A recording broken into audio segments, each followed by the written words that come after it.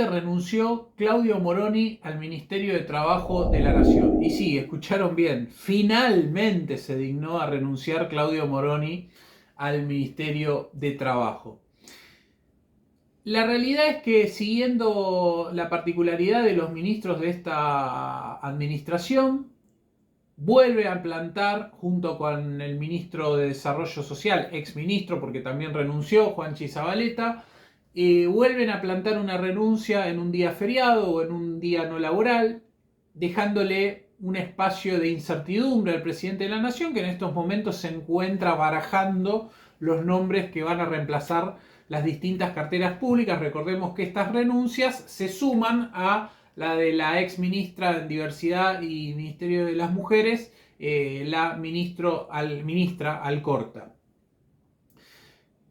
Es decir, que el presidente en este momento está decidiendo ocupar 3 plazas ministeriales de su ya gabinete totalmente renovado, ¿sí? Porque sacando Lamens no recuerdo si hay algún otro ministro que haya podido superar aquel staff inicial con el cual en el año 2019 arrancó este gobierno, ¿no? ¿Por qué considero que la renuncia del ministro Moroni debió haberse efectuado mucho antes de esto? Moroni comienza su gestión en el año 2019 con un decreto, el decreto 34, que estableció el marco de la emergencia en materia ocupacional y tomó una medida que a mi criterio fue bien tomada, que tuvo que ver con la duplicación indemnizatoria. Duplicación indemnizatoria basada en la emergencia ocupacional. En esos momentos, según las estadísticas de la propia cartera pública laboral, teníamos 2 índices de desempleo. Habíamos perdido claramente la estadística de pleno empleo. Y la economía laboral, ¿sí? Se marcaba su rumbo hacia un gran índice de informalidad. Gran índice de informalidad que, analizando cualitativamente, sigue existiendo en la República Argentina.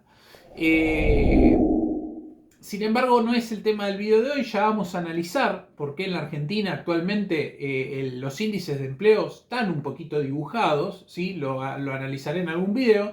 Pero de cierto es que luego vino la pandemia, un hecho que atacó todas las carteras públicas ministeriales, no solo la del trabajo. Y ahí hubo una especie de protagonismo de parte del ministro Moroni, secundada un poco por la mejor etapa en imagen positiva que tenía el presidente, y ahí deciden tomar una decisión un poco contundente, que fue la prohibición de despedir del decreto 329/20, ¿sí? Que los primeros 6 meses, escuchen bien lo que voy a decir, los primeros 6 meses fue una medida acertada, en tanto que el ministro de Trabajo hubiese hecho algo o estuviese delineando un plan para poder reconstruir el circuito productivo que se estaba destruyendo por una cuestión que nadie pone en duda que fue ajena al gobierno, que es la pandemia, la necesidad de salir a emitir por el incremento del gasto social, el aumento de los índices de pobreza, porque se paró el país.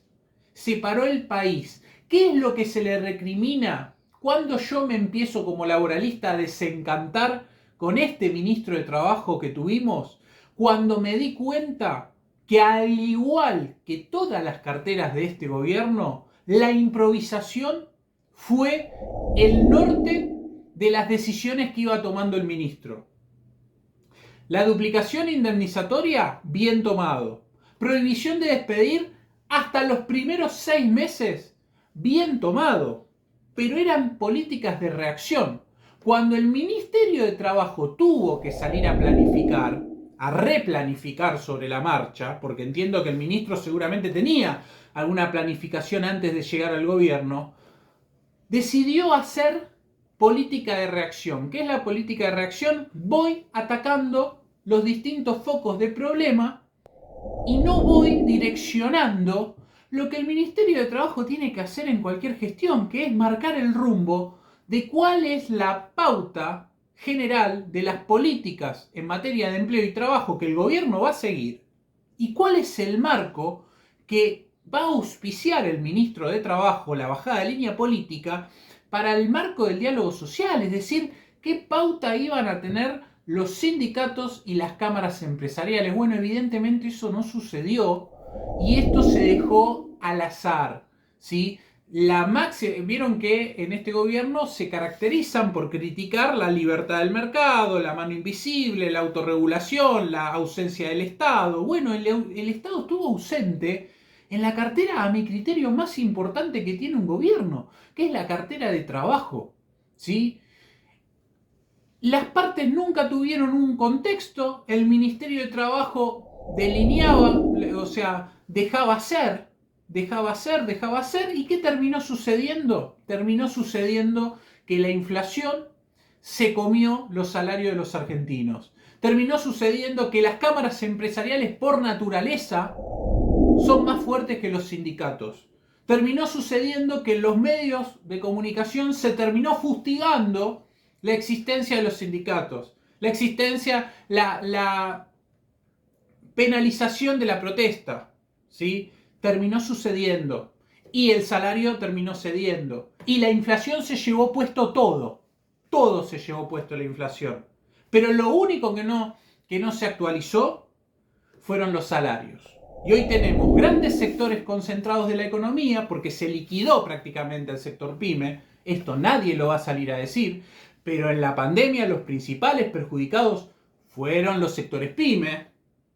Con la falta de dólares, los principales perjudicados son los sectores productivos del marco pyme, porque la multinacional que tiene filial afuera tiene dividendos, puede ingresar moneda extranjera desde el exterior. Sin embargo, las pymes fueron las grandes perjudicadas. ¿Y el Ministerio de Trabajo qué hizo? Nada.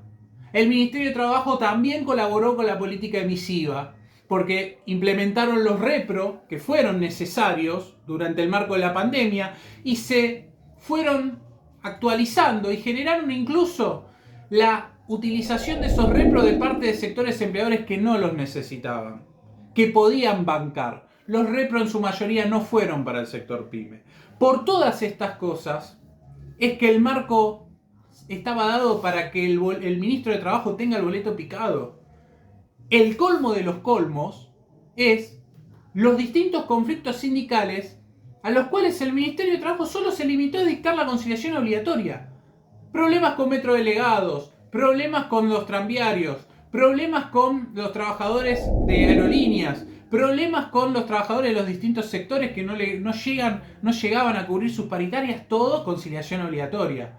No se auspiciaba el marco del Ministerio para el diálogo. Y así terminó. El tercer piso hace 2 semanas del Ministerio de Trabajo, y no me voy a cansar de decirlo, estuvo tomado por un sindicato, SUTNA, que venía hace 6 meses sin tener respuesta. Y el solucionador terminó siendo Pablo Moyano. Ni siquiera el ministro de Trabajo. Y el ministro de Trabajo debió prestar atención porque fue el propio presidente de la Nación el que le advirtió, miren que es inoperante el presidente de la Nación, pero el presidente fue el que le advirtió sobre la canallada que terminó siendo el dejar hacer en ese conflicto. ¿Y ahora qué pasaba? Y ahora lo que yo dije en el video de ayer, era la punta del iceberg. Ahora viene el conflicto sindical mayor, porque Camioneros no cerró su paritaria, porque todos vieron la paritaria de SUTNA, porque todos van a ver la paritaria de Camioneros y evidentemente los trabajadores deberán aumentar más de un 100% la renegociación de sus paritarias. La renuncia del ministro Moroni era necesaria, realmente el Ministerio de Trabajo no hizo nada después de estas medidas preliminares que fueron una reacción frente a la pandemia, y es evidente y necesario que el nuevo ministro de Trabajo no puede ser un burócrata. Claudio Moroni desde el año 2008 que viene paseando por distintos organismos estatales, es un burócrata.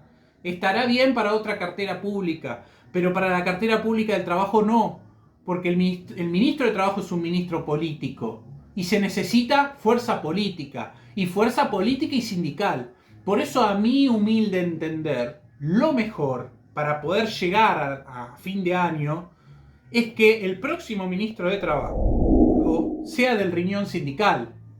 Omar Plaini, se está nombrando distintos, se nombró a Palazzo. Lo mejor sería que del riñón sindical sea el próximo ministro de Trabajo. Se está nombrando fuertemente la posibilidad de que Carlos Tomada asuma la cartera. No sería recomendable quemar, porque realmente en este gobierno cualquier funcionario que asuma es para quemarse, a una figura objetiva, al último ministro de Trabajo que hizo algo en la República Argentina. Yo creo que Carlos Tomada está bien en la embajada donde está y no estaría bueno verlo asumir en estas condiciones, porque las condiciones no están dadas para un ministro de Trabajo legal, técnico, en materia de el diálogo social, alguien que entiende el diálogo social. Se necesita un perfil más político y más del riñón de los trabajadores, porque acá va a haber que buscar un término medio, porque no es que los trabajadores y los sindicatos van a poder ir por todo, van a tener que mediar en un término medio, pero el término medio tiene que ser lo más ajustado al marco de la justicia social, no por el peronismo, porque lo dice el propio artículo 14 bis de la Constitución Nacional.